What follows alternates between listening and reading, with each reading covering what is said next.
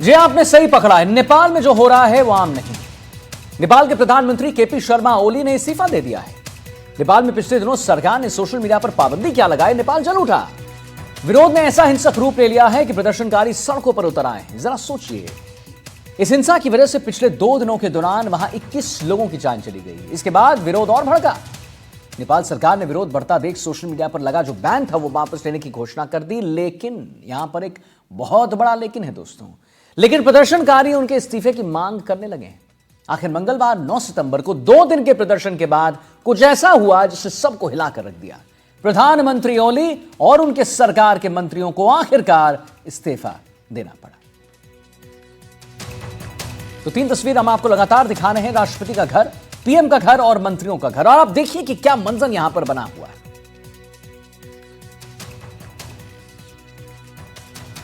नेपाल में जेन जी ने आग लगा दी है। और अब आपको दिखाते हैं नेपाल की आज की 3 सबसे खास तस्वीरें जो बता रही हैं कि किस तरह से काठमांडू की हर वो इमारत जो कल तक ताकत की प्रतीक थी वो आज आग के हवाले हो चुकी है। राष्ट्रपति का निजी निवास, प्रधानमंत्री का सरकारी निवास और तमाम मंत्रियों के घर जो हैं जेन जी ने यानी युवकों ने, प्रदर्शनकारियों ने आग के हवाले कर दिया। ये 3 तस्वीर, राष्ट्रपति का घर, पीएम का घर और मंत्रियों का घर, और सब कुछ आग की चपेट में। क्या ये आग अपने आप लगी, यानी क्या नेचुरल थी? जी नहीं, ये मैनमेड थी। किसने लगाया? नेपाल के जेन जीज ने, युवकों ने, प्रदर्शनकारियों ने। अब देखिए, जिस समय युवाओं ने संसद को आग लगाई और संसद की छत पर युवा झंडे लहरा रहे थे, आपने भी देखा होगा वो मंजर, वो तस्वीर आपने देखी, हमने दिखाया था प्रमुखता से। उस वक्त हमारी सहयोगी सिक्ता देव वहीं मौजूद थी। उसी दौरान संसद परिसर में एक भयानक धमाका भी हमारे कैमरे जो हैं रिकॉर्ड किए हैं। आइए आपको दिखाते हैं एनडीटीवी की स्पेशल रिपोर्ट। आप देख रहे हैं ये सीधी तस्वीरें किस तरह से संसद भवन के अंदर आगजनी करने की कोशिश ये छात्र कर रहे हैं और ये युवा जो इस वक्त प्रदर्शन कर रहे हैं। अब उनके निशाने पर नेपाल का संसद भवन है। कोशिश की जा रही है कि किसी तरह इस पर धावा बोलें, अंदर घुसें। सुरक्षा बल इन्हें बाहर खदेड़ने की लगातार कोशिश कर रहे हैं। अंदर से आंसू गैस के गोले और तमाम जो रबर पैलेट्स हैं वो चल रही हैं। आज भी कई आंदोलनकारी घायल भी हुए हैं। आप देख सकते हैं धुआं ही धुआं इस पूरे संसद के कैंपस से आपको दिखाई दे रहा है। और छात्र और जो युवा हैं, जो जेनजी हैं, अपनी नाराज़गी, अपने मांगों को लेकर इस वक्त सड़कों पर है। हालात बेकाबू हो चुके हैं काठमांडू की सड़कों पर, मंत्रियों के घरों पर, तमाम सरकारी ऑफिसेस पर इन आंदोलनकारियों ने हमला किया है। और ये जो तस्वीरें हैं ये संसद भवन की प्रेमिसेस है, उसकी बाउंड्री वॉल है, उसकी दीवार है और इसी को निशाना अब ये प्रदर्शनकारी बना रहे हैं और यहाँ इस कैंपस के अंदर घुसने की कोशिश कर रहे हैं। अंदर काफ़ी कामयाबी भी मिली है इन लोगों को, अंदर जाकर ये आगजनी भी कर चुके हैं, आग लगा चुके हैं। अंदर आप देख रहे हैं धुआं उठ रहा है मेन बिल्डिंग के पास से और छत पर आप देख सकते हैं 2 प्रदर्शनकारी नेपाल का जो झंडा है, उसका जो फ्लैग है उसको लेकर चढ़ गए हैं और वहाँ से वो वहाँ वेव कर रहे हैं। तो आंदोलनकारी अब संसद भवन के अंदर पहुँच चुके हैं। 1 2 3 4 इस वक्त हमको 4 प्रदर्शनकारी संसद भवन की छत पर दिख रहे हैं। धीरे धीरे वहाँ पर भी संख्या बढ़ रही है। वहीं यहाँ सड़कों पर एक तरह से जश्न मनाया जा रहा है कि इन्होंने जो मौजूदा सरकार है, मौजूदा नेता हैं, उन्हें पूरी तरह से ख़त्म कर दिया है, बेनकाब कर दिया है। और इन युवाओं की मांग रही है कि आर्थिक संकट से जो देश जूझ रहा है उसके लिए जो नया नेतृत्व है, जो नई लीडरशिप है वो रास्ता तलाशे। आप देख सकते हैं सड़कों के चारों तरफ प्रदर्शनकारी जो हैं, जो युवा प्रदर्शनकारी हैं वो मौजूद हैं और अंदर से कुर्सियां भी लेकर आ गए हैं और धावा बोल दिया है संसद भवन पर इन प्रदर्शनकारियों ने। कल ठीक इसी जगह यहाँ पर जब लाखों की तादाद में ये सभी आंदोलनकारी पहुँचे थे तो यहाँ पर उनको कंट्रोल करने के लिए गोलियां भी चली थी। 20 मौतें हुई थी, 300 से ज़्यादा लोग घायल हुए थे। और आप देख सकते हैं कैंपस के अंदर से सिर्फ काला धुआं ही निकल रहा है। संसद भवन के अंदर से धुआं ही धुआं, और अंदर काफ़ी बड़ा नुकसान लगता है किया है इन आंदोलनकारियों ने। आग लगा दी है बिल्डिंग में और दीवार के चारों तरफ ये घेर कर खड़े हैं। कोशिश इनकी यही है कि ये संसद परिसर के अंदर घुस जाएं और एक तरह से बता दें कि जो मौजूदा सरकार है वो इन्हें कंट्रोल करने में नाकामयाब रही है। तो देखा आपने कि कैसे यहां पर एनडीटीवी जो है वहां पर मौजूद है, पल पल क्या आपको खबर दे रहा है। सिकता देव हमारे सहयोगी जो वहां पर मौजूद हैं, उन्होंने प्रदर्शनकारियों से बात भी की है और जो मंजर वहां पर देखने को मिला, आज क्या होता रहा नेपाल में, वो आइए हम आपको दिखाते हैं एक रिपोर्ट। सोमवार को हुए गोलीकांड के बाद ओली सरकार का गिरना तय था। युवाओं के गुस्से के आगे मंगलवार दोपहर होते होते प्रधानमंत्री ओली को अपना इस्तीफा सौंपना ही पड़ा। उनके इस्तीफे से पहले आई ये तस्वीरें बता रही थी कि उनकी सरकार का इकबाल खत्म हो चुका है। विद्रोह की आग ने प्रधानमंत्री कार्यालय को भी नहीं बख्शा। युवा आंदोलनकारी अंदर घुसे, तोड़फोड़ की और प्रधानमंत्री कार्यालय को आग के हवाले कर दिया। उधर युवाओं का गुस्सा काठमांडू में फिर संसद पर फूट पड़ा। युवाओं की भीड़ ने नेपाल की संसद को ही आग लगा दी। आग की लपटें और धुएं से घिरी ये तस्वीर इस आंदोलन का नया प्रतीक बन गई। इससे पहले सुबह राष्ट्रपति का निजी निवास भी प्रदर्शनकारियों के गुस्से की भेंट चढ़ गया। अंदर जमकर तोड़फोड़ हुई, फर्नीचर से लेकर बाकी सामान तक सब तोड़ दिया गया। युवाओं का गुस्सा प्रधानमंत्री रहे ओली के मंत्रियों पर भी फूटता रहा। ऊर्जा मंत्री दीपक खडका के निवास पर भी तोड़फोड़ और आगजनी हुई। वहां मिले नोट हवा में उड़ा दिए गए।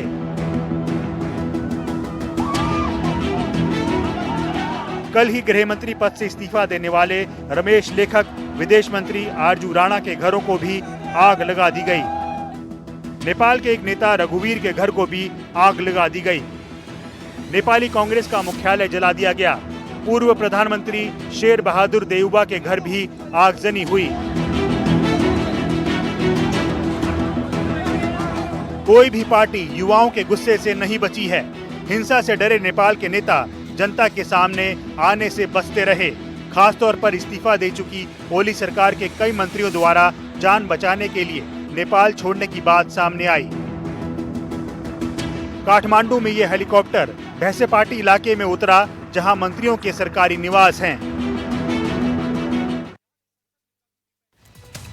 देखिए, सोमवार को नेपाल के युवाओं के प्रदर्शन में 19 युवाओं की मौत वहां की ओली सरकार के लिए एक नया संकट बन गई। युवाओं को डराने धमकाने की कार्रवाई ने उनका गुस्सा और बढ़ा दिया, जो आज काठमांडू की सड़कों पर साफ दिखाई दिया। दिखाते हैं। सोमवार को सुलगी युवाओं के गुस्से की आग मंगलवार को भी भड़की रही। सुबह होते ही युवाओं के जत्थे राजधानी के अलग अलग इलाकों में सड़कों पर निकल आए। उनके नारों में उनका गुस्सा साफ झलक रहा था। कई जगहों पर उन्होंने टायर जलाकर गुस्सा जताया, तो कहीं पुलिस की वैन को ही आग के हवाले कर दिया। विरोध प्रदर्शनों को रोकने के लिए दंगा पुलिस जगह जगह तैनात थी, लेकिन युवाओं के सामने पुलिस अधिकतर जगह बेबस सी दिखी। कई जगहों पर पुलिस के फेंके आंसू गैस के गोले युवाओं ने वापस पुलिस पर ही फेंक दिए, तो वहीं कई जगह युवाओं की भीड़ ने दंगा रोधी पुलिस को ही दौड़ा दिया। सोशल मीडिया पर पाबंदी से शुरू हुआ नेपाल के युवाओं का ये गुस्सा बेरोजगारी, भ्रष्टाचार और भाई भतीजावाद जैसे मुद्दों के रूप में उबल पड़ा है।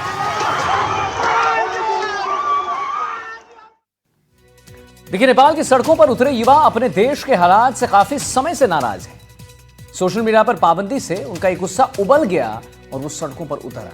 युवाओं का वैसे ये कोई संगठित आंदोलन नहीं है, लेकिन एक युवा फिर भी इस पूरे आंदोलन में अलग ही नजर आ रहा है। कौन है ये वो युवा? आइए आपको एक रिपोर्ट में दिखा।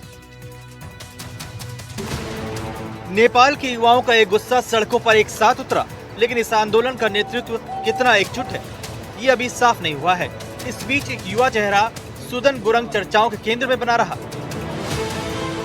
36 साल के सुदन गुरंग युवाओं से जुड़े एक एनजीओ हामी नेपाल के अध्यक्ष हैं।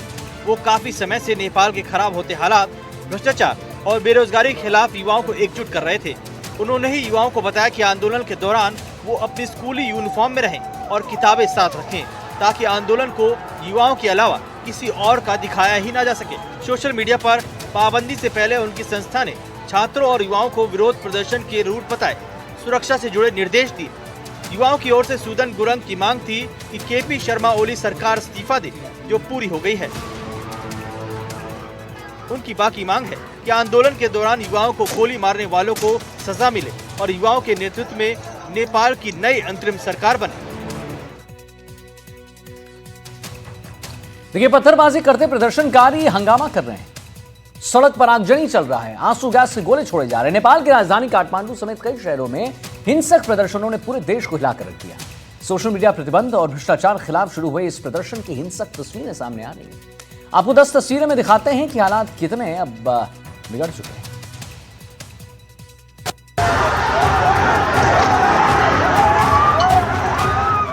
पत्थरबाजी करते युवा प्रदर्शनकारी। प्रदर्शनकारियों की इस भीड़ ने नेपाल की सेना पर पत्थर बरसाते हुए दौड़ा दिया। देखिए किस तरह से लगातार भीड़ पत्थरबाजी कर रही है।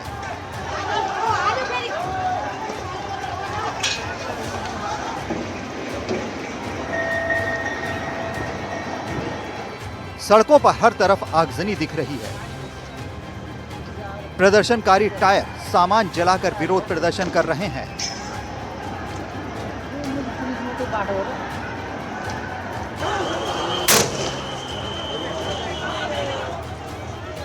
प्रदर्शनकारियों को तितर बितर करने के लिए लगातार आंसू गैस के गोले छोड़े जा रहे हैं।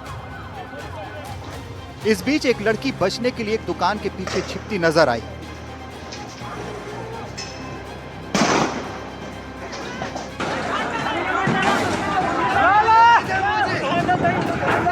नेपाल में ओली सरकार के खिलाफ विद्रोह की आग ने प्रधानमंत्री कार्यालय को भी नहीं बख्शा। युवा आंदोलनकारी अंदर घुसे, तोड़फोड़ की और प्रधानमंत्री कार्यालय को आग के हवाले कर दिया।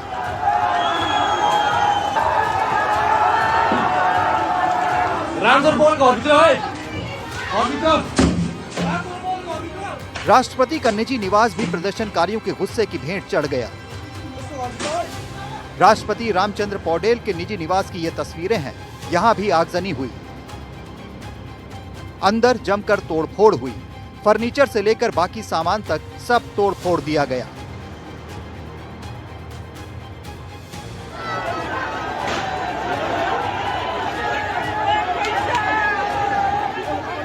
नेपाल के ऊर्जा मंत्री दीपक खड़क के घर के बाहर भी प्रदर्शनकारी पहुंचे। प्रदर्शनकारियों ने नोट उड़ाकर यहां नारेबाजी और विरोध प्रदर्शन किया।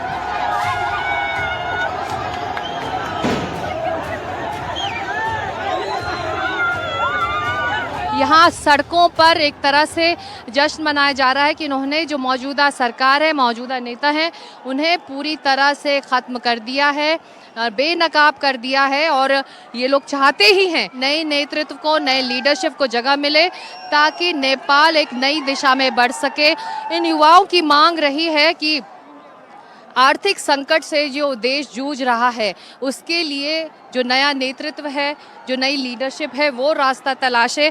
आप देख सकते हैं सड़कों के चारों तरफ प्रदर्शनकारी जो हैं, जो युवा प्रदर्शनकारी हैं, वो मौजूद हैं और अंदर से कुर्सियां भी लेकर आ गए हैं और धावा बोल दिया है संसद भवन पर इन प्रदर्शनकारियों ने। कल ठीक इसी जगह यहाँ पर जब लाखों की तादाद में ये सभी आंदोलनकारी पहुँचे थे तो यहाँ पर उनको कंट्रोल करने के लिए गोलियाँ भी चली थी। 20 मौतें हुई थी, 300 से ज़्यादा लोग घायल हुए थे। और आप देख सकते हैं कैंपस के अंदर से सिर्फ काला धुआं ही निकल रहा है। संसद भवन के अंदर से धुआं ही धुआं और अंदर काफ़ी बड़ा नुकसान लगता है किया है इन आंदोलनकारियों ने।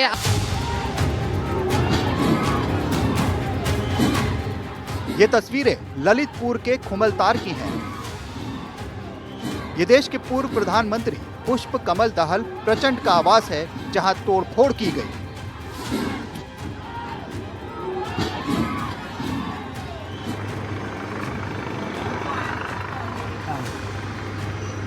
ये तस्वीरें देखिए, काठमांडू में बिगड़ते हालात को देखते हुए मंत्री के घर पर हेलीकॉप्टर उतारा गया। सेना मंत्रियों को रेस्क्यू करने पहुंच रही है।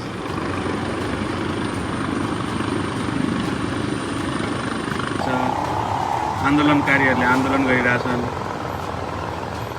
नेपाल के एयरपोर्ट पर भी आगजनी की तस्वीरें सामने आई हैं। धावन मार्गको ये आसमान में जो काला धुआं नजर आ रहा है, ये एयरपोर्ट पर हुई आगजनी का है। उहाँको मुस्टो देखिएको छ।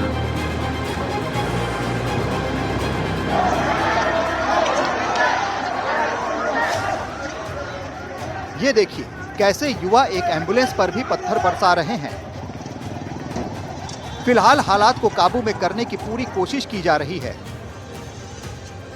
लेकिन हालात बेकाबू होते जा रहे हैं। काठमांडू से सिकता देव और आदित्य राज कौल के साथ ब्यूरो रिपोर्ट, एनडीटीवी इंडिया।